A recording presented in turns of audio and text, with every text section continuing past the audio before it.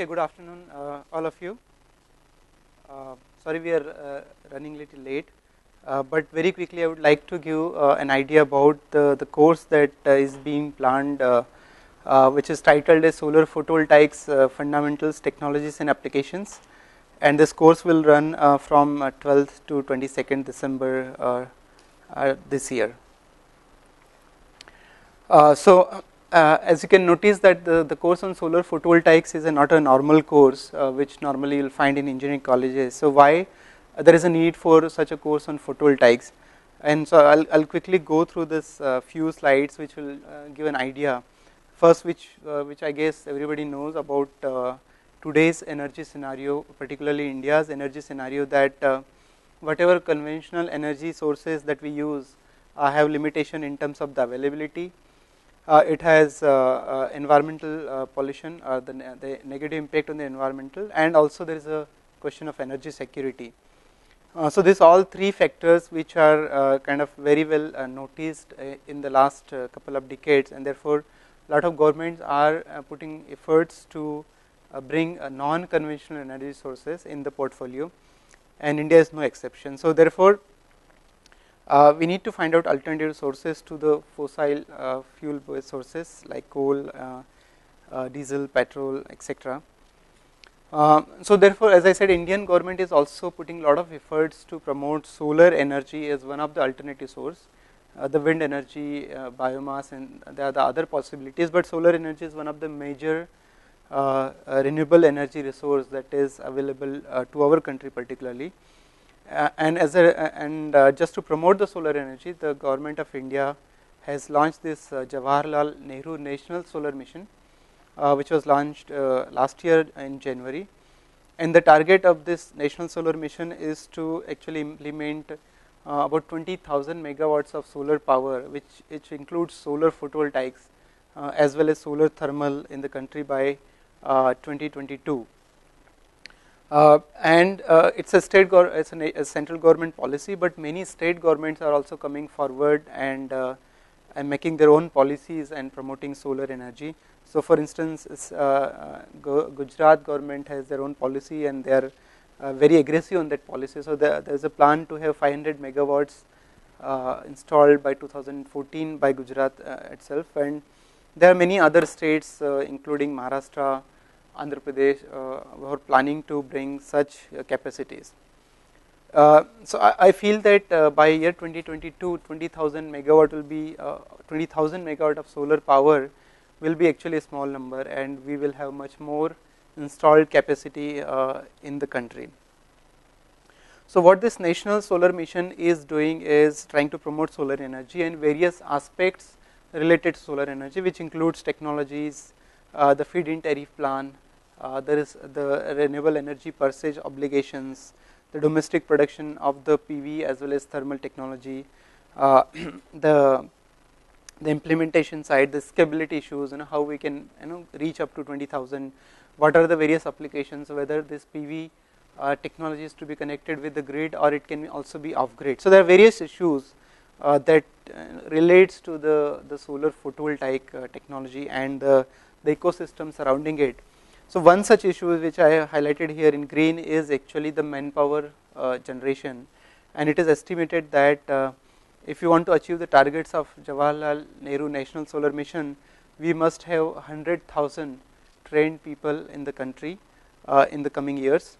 But our own estimate suggests that this 100,000 is a smaller number, and we would require something like 300,000 people. So it clearly indicates that there is a huge shortage of manpower at various level in solar PV technology field, and this level may be a technician, maybe engineering, or even at research, managerial. At all levels, we actually need a lot of manpower, and therefore such a course, such a training program for the teachers is important, because teachers then can train several students, and we will have significant training done in the solar photovoltaics.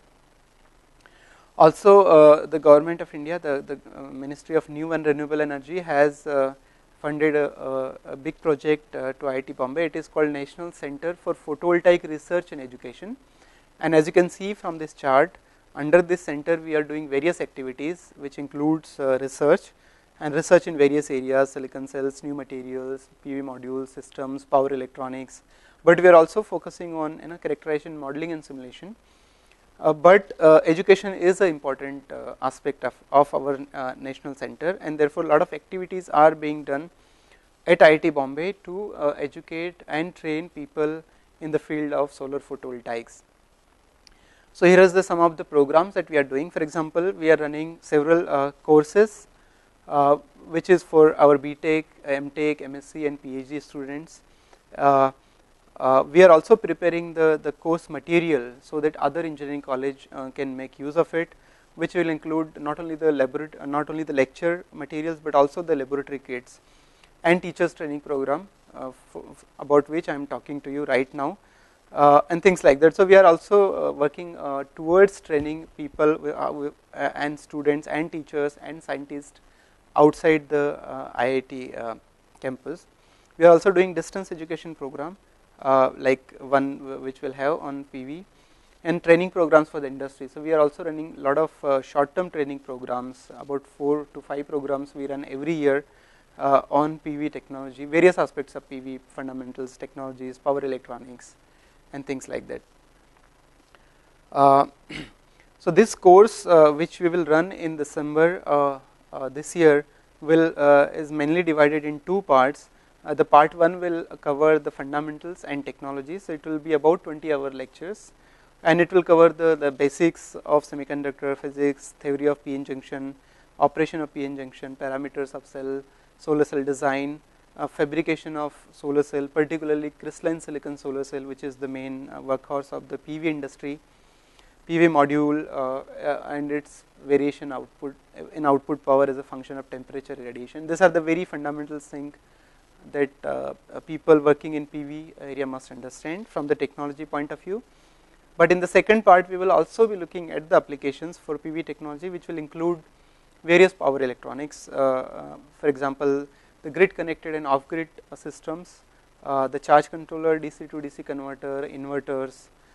We will then look at the maximum power point tracking, energy storage options, solar radiation availability, and eventually the design of the whole PV system and various costing related to it, for example life cycle costing, and eventually estimating what is the cost of electricity that you can generate using solar photovoltaic technology. So this course is very comprehensive and basically covers fundamental aspects of the PV technology, starting from materials, fundamentals, technologies, and as well as applications.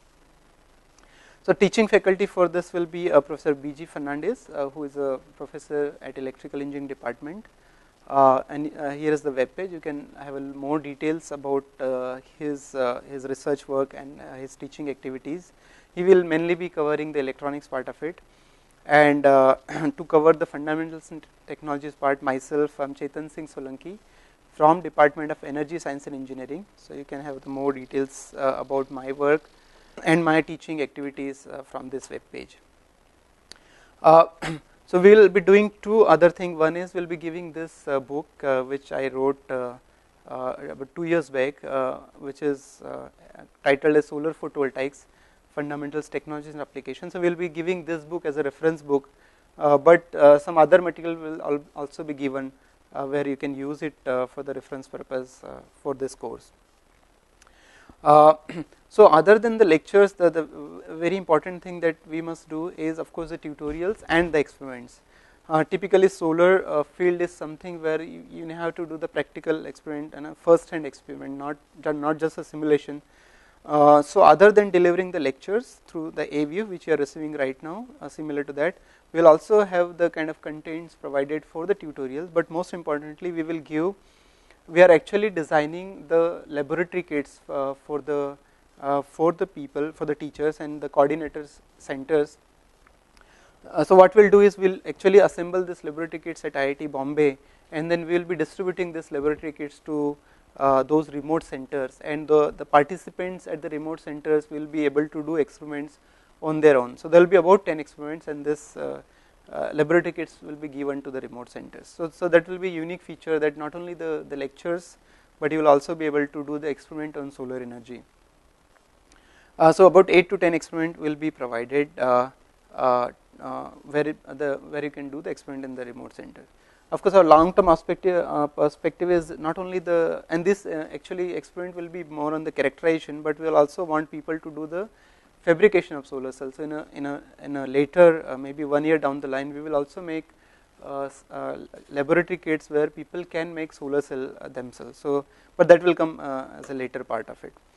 As it says, we are doing this course in December, but we are starting the registration from 15th July itself, so very soon from now, so that you can register here and take appropriate permissions from your college and the remote centers. All the list of the remote centers are mentioned here, but I think you can also find the details about the remote centers at Eklavya web page, which you must be aware of already.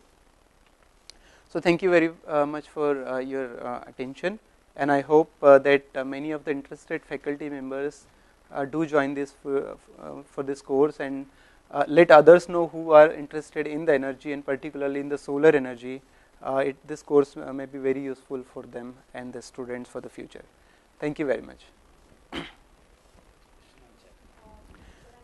If there are any questions related to this course, please ask your questions.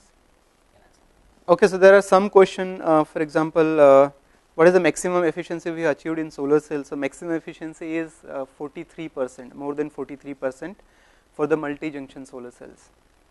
Can we make DSSR, that is dye-sensitized solar, I guess it is dye-sensitized solar cell from the plant leaves?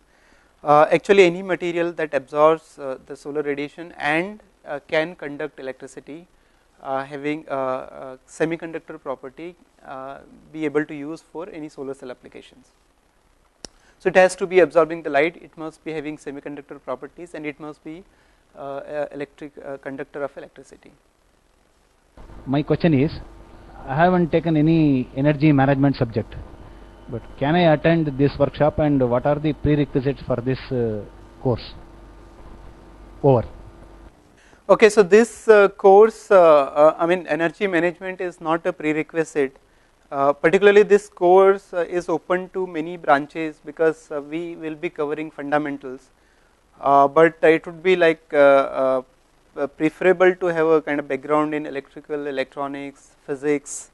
So basically this course on solar energy is not associated with one particular department. So depending on the interest, it can be made open to other disciplines, but like more preferably to electrical, electronics, physics. Sometime many mechanical departments across the country and across the world actually run the solar energy related courses. Hello, I have one more question. I am the coordinator for this course in our college. We need teaching assistants familiar with the basics of the topics in this particular course, and I am finding it very difficult to find such persons. So how to handle this? Yeah, hello, good to see you. I just remembered that you were there in the coordinators workshop. So what you are saying is correct, that because it is not a common course being taught in the engineering colleges right now, so it may be difficult, but I think as you can see there are two parts. One is on the semiconductor, heavily on semiconductor, the part 1 and technologies, and the part 2 is more on electronic side. So you may choose a TA which may have some background in semiconductor, and maybe a TA which may have some background in electronics or power electronic side. So I guess a combination of the two type of TA would be able to do the job. And you can not only a student, but you can choose your faculty members to be a TA for this course. Yeah, I have a suggestion. If you can send your book early, then we can probably train some of our students as teaching assistants. Okay, so book, I just inquired before coming for this lecture. Book we will be getting book at IIT in about 10 days, and then we can send the book to various coordinator centers. And later we will make arrangement to send the books for the participants directly to the coordinator, to the remote centers. Yeah. Good afternoon, sir. I want to know the recent research activities going on at IIT Bombay in the use of nanoparticles in solar cells. Okay, yeah, definitely I can answer that, but if there are questions related to course directly, it would be nice. So there are a lot of work going on where people are working on silicon nanocrystals, titanium dioxide, dye sensitize, using semiconductors sensitize and dye sensitized solar cell.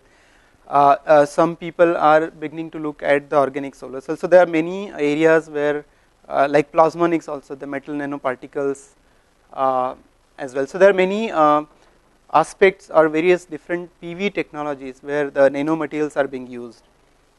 And you are most welcome to come and use the facilities.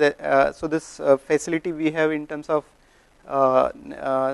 this Nano Electronic Center as well as National Solar Photovoltaic Center, both of them will have the facilities, state of the art facilities, which anybody can come and use it. Okay, thank you very much everybody. You can visit the web page, Eklave web page, where you will find more details about the course. Thank you.